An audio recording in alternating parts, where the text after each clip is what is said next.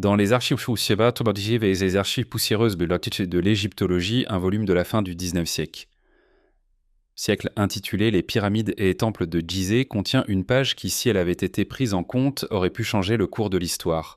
On y trouve les calculs sobres et minutieux de Sir William Flinders Petrie, le père de l'égyptologie moderne. Petrie ne se contenta pas de mesurer la hauteur à hauteur d'une pyramide ni l'angle de ses faces. Il se concentra sur quelque chose de beaucoup plus humble et révélateur les traces laissées par les outils des constructeurs. En étudiant le sarcophage en granit de la chambre du roi, il découvrit des preuves de perceuses tubulaires capables d'exercer une pression de 2 tonnes sur l'un des matériaux les plus durs de la planète.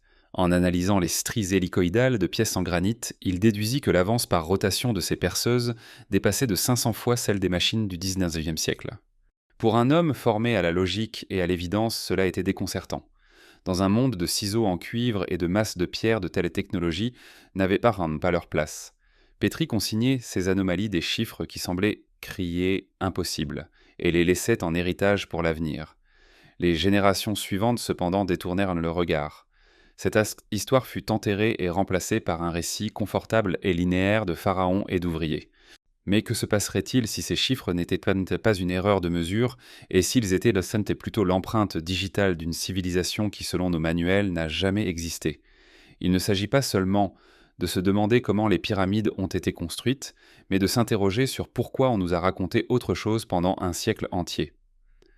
Le point de départ peut très bien être celui où tout est resté suspendu, ces chiffres impossibles qui dorment dans les pages jaunies d'un ancien livre.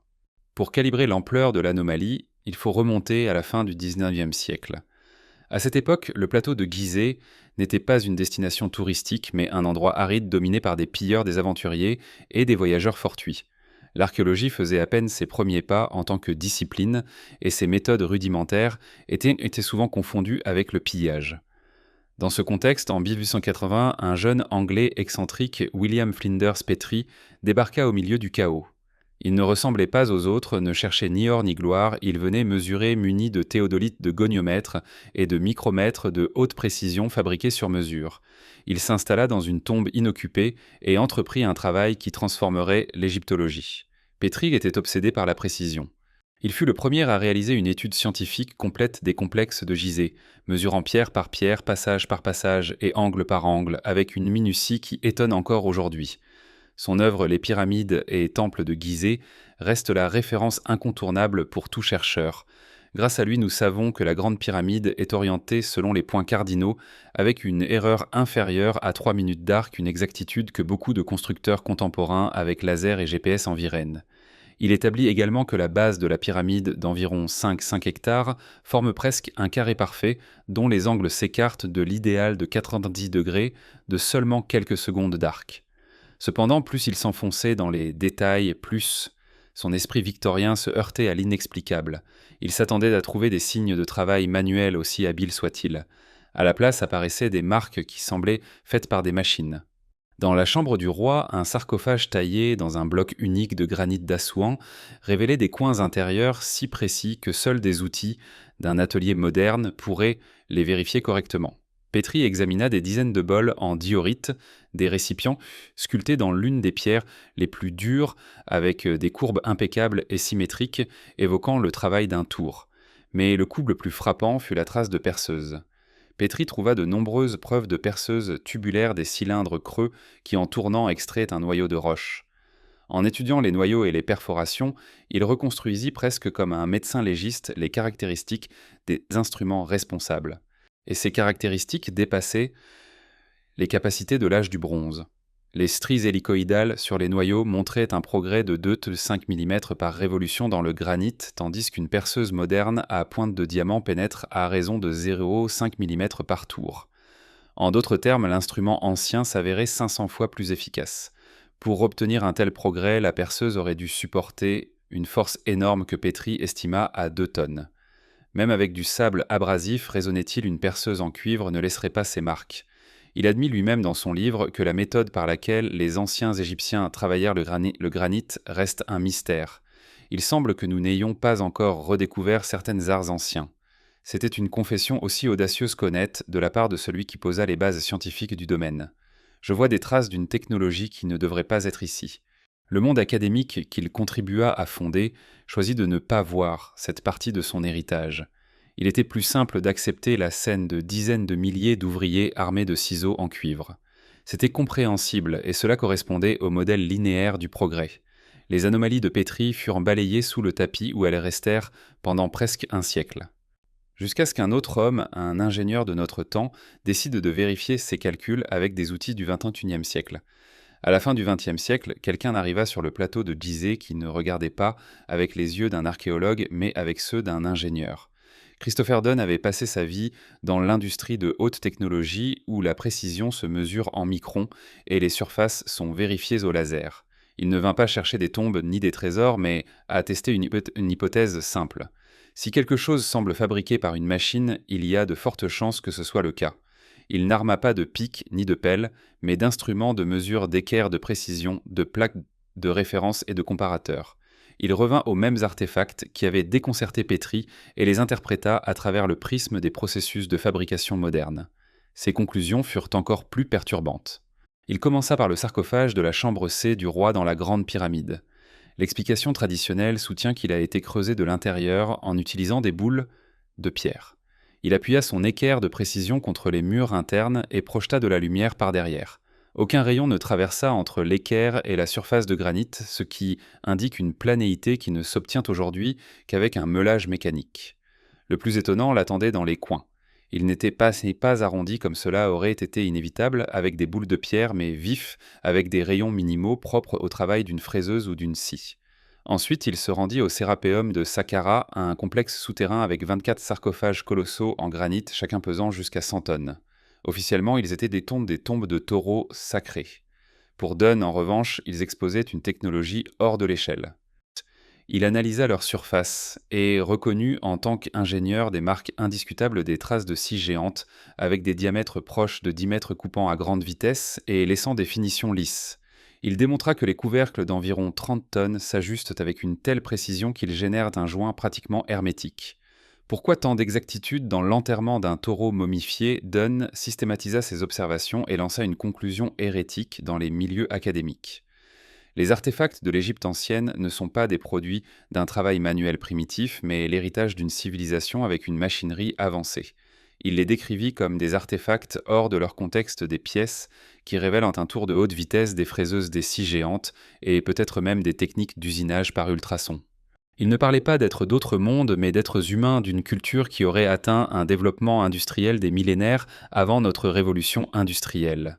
Son idée était radicale, oui, mais ne reposait pas sur des mythes, mais sur des preuves physiques, des tolérances des rayons de bord, des motifs de stries et des plans que n'importe quel ingénieur peut lire.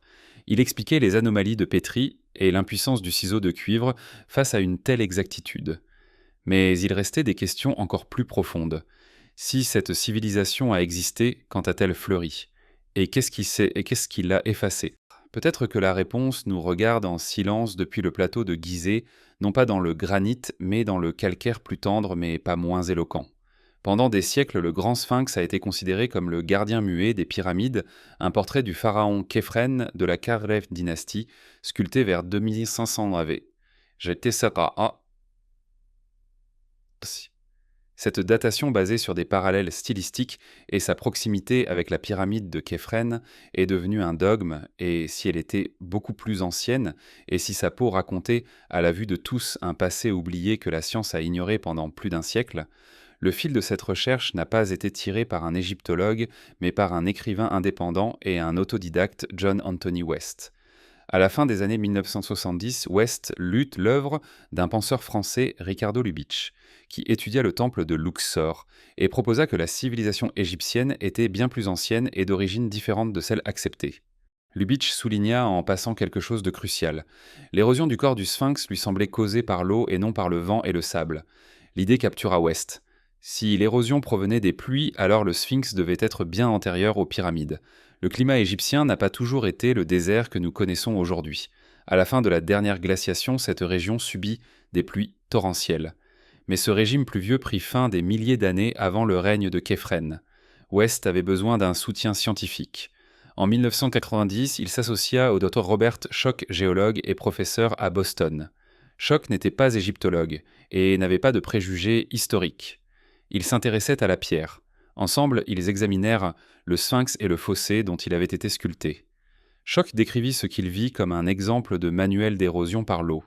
Le corps du sphinx et les murs de son fossé montraient des profils verticaux profonds et arrondis avec des fissures et des canalisations typiques du ruissellement de pluie pendant des milliers d'années. C'est un modèle très différent de l'usure éolienne qui est horizontale, tranchante et polie, les arêtes comme on l'observe dans d'autres structures du plateau, y compris les pyramides. La preuve la plus convaincante se trouvait dans les murs du fossé. Le sphinx n'a pas été construit pierre par pierre, il a été sculpté dans la roche-mère. Par conséquent, ces murs sont contemporains de la sculpture et montrent le même type d'érosion pluviale. De plus, les tombes de la Havre dynastie creusées dans ces murs déjà érodés montrent une usure éolienne très faible, signe qu'elles ont été faites bien plus tard, lorsque la phase de pluie avait cessé. Schock présenta ses conclusions en 1991 devant la Société géologique d'Amérique. Son avis était prudent dans la forme et sismique dans le fond. Selon les preuves géologiques, le taillage original du sphinx doit remonter au moins à la période comprise entre 7000 et 5000 AV. J.C. et peut-être à une date encore plus ancienne, antérieure à la fin de la dernière glaciation, il y a plus de 12 000 ans. Cela ne contredisait pas seulement l'attribution à Képhren, mais la démantelait, impliquant l'existence en Égypte d'une culture complexe, capable de grandes œuvres sculpturales des milliers d'années avant la civilisation dynastique. La réaction égyptologique fut véhémente. Des autorités comme Zahi Hawass et Mark Lehner rejetèrent catégoriquement l'hypothèse, avançant des alternatives telles que la capillarité des eaux souterraines ou la mauvaise qualité du calcaire. La controverse devint personnelle. West et Schock furent accusés de pseudosciences et leur accès au site leur fut refusé. Mais le débat ne fut pas résolu. La géologie reste une pierre d'achoppement pour la chronologie standard. Et si le sphinx est vraiment aussi ancien, la question se pose. Qui l'a sculpté et que devint cette civilisation perdue? Le sphinx avec sa peau lavée par des pluies antiques n'est pas seulement une statue. C'est une horloge géologique, une anomalie qui pointe vers un chapitre effacé de l'histoire humaine, un chapitre que le courant principal ne veut pas lire. Peut-être que ce chapitre n'a jamais été complètement perdu. Il pourrait être écrit sur un papyrus visible depuis près de 2 siècles. Toute recherche a besoin d'un point de basculement, d'un instant eureka qui éclaire les autres preuves et relie des points qui semblaient isolés. Dans notre enquête sur le passé oublié de l'Égypte, ce moment ne se produit pas dans une excavation poussiéreuse, mais dans une salle silencieuse du musée de Turin en Italie. Là se trouve le célèbre canon royal de Turin, et ce papyrus pourrait être la clé qui connecte la technologie improbable du Sérapéum avec la géologie anormale du Sphinx. Le papyrus a été découvert vers 1822 par l'explorateur italien Bernardino Drovetti dans un état calamiteux, réduit dans plus de 160 fragments. Lorsque Jean-François Champollion, le déchiffreur de la pierre de Rosette, étudia les morceaux, il comprit leur importance. Écrit en écriture hiératique pendant le règne de Ramsès II vers 1250 AVE GC. Le document présente une liste exhaustive des souverains d'Égypte depuis le début des temps jusqu'à Ramsès lui-même. Ce qui rend le canon de Turin unique est sa minutie. Contrairement à d'autres listes sélectives, il inclut tous les pharaons, même des figures mineures ou des usurpateurs, et indique la durée de leur règne avec une précision qui étonne en années, mois et même jours. Pendant plus d'un siècle, les égyptologues s'en sont servis pour reconstruire la chronologie dynastique, et son exactitude pour les périodes historiques a été confirmée à maintes reprises par l'archéologie. Ce qui est réellement déconcertant se trouve au début. Avant de mentionner Ménès ou Narmer, le premier pharaon de la première dynastie qui unifia le pays vers 3100 av. JC, le canon énumère 2 étapes précédentes. La première est une liste de souverains divins, les dieux qui régnèrent en Égypte, Tara, Heb, Osiris, Seth, Horus. Leur règne se mesure en milliers d'années. Après eux, le papyrus mentionne un autre groupe énigmatique, souvent traduit par esprit ou demi-dieu, les suiveurs d'Horus, les Shemsuor. Selon le texte, ce collectif régna pendant 13 420 ans. Ce n'est qu'à la fin de cette période extrêmement longue que commence la liste des rois mortels menée par Ménès. Au cours des 19e et 20e siècles, il était facile de rejeter ces passages comme des mythes, une prologue légendaire pour donner une origine divine et une ancienneté vénérable à la nation. Mais ici revient le fil de West et Schock. Si la géologie suggère que le sphinx a été sculpté à l'époque des pluies, il y a 12 000 ans ou plus, la durée attribuée aux suiveurs d'Horus, ces 13 et 20 ans, cesse d'apparaître comme extravagante. Elle s'inscrit presque dans le cadre temporel imposé par la roche. Et si le canon de Turin n'était pas un mélange capricieux de mythes et d'histoires, mais un enregistrement continu? Et si les Égyptiens si scrupuleux consignaient une histoire est réelle qui remonte bien au-delà de 3600 AV? Djessi, les Chemsoussor auraient-ils pu être les dirigeants de cette civilisation perdue des glaces? Ceux qui ont sculpté le sphinx et peut-être impulsé les prouesses du Sérapéum et les dieux le souvenir déformé d'ancêtres encore plus éloignés, des figures fondatrices dont les exploits ont grandi avec les millénaires. L'hypothèse est explosive.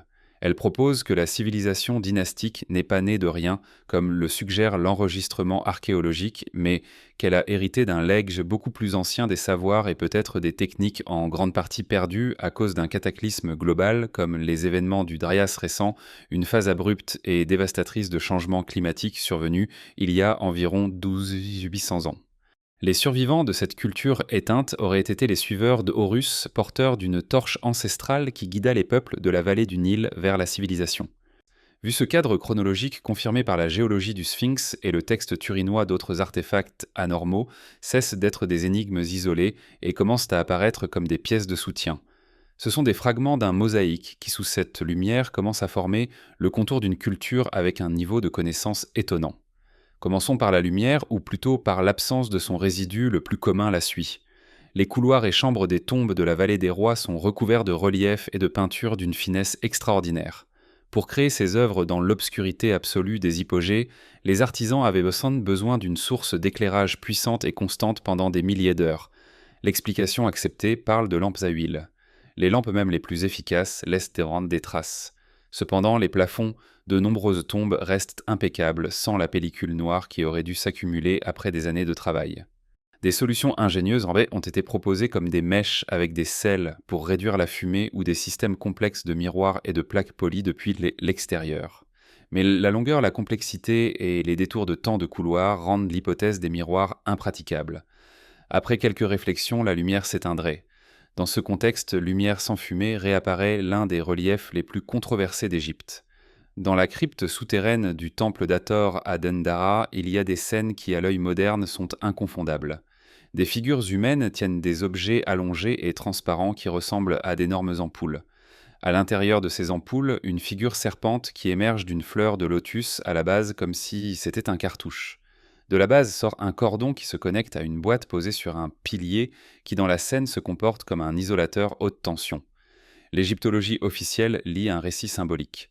L'ampoule serait le ventre de la déesse Nut, ou l'horizon céleste, la fleur de lotus, la création, le serpent, le dieu, Arsum comme soleil levant.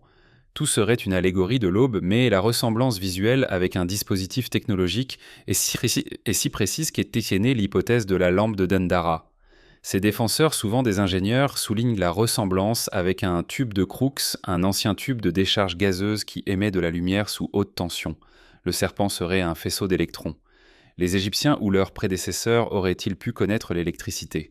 L'idée semble absurde. Aucun câble générateur ou filament n'a été trouvé.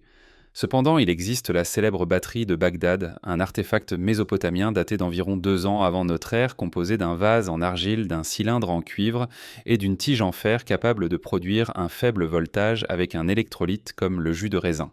Bien que cela soit insuffisant pour alimenter une lampe, cela prouve que certains principes électrochimiques étaient peut-être connus dans l'Antiquité.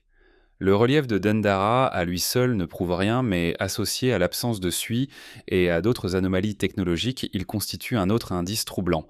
À cet ensemble s'ajoute le fameux oiseau de Saqqara.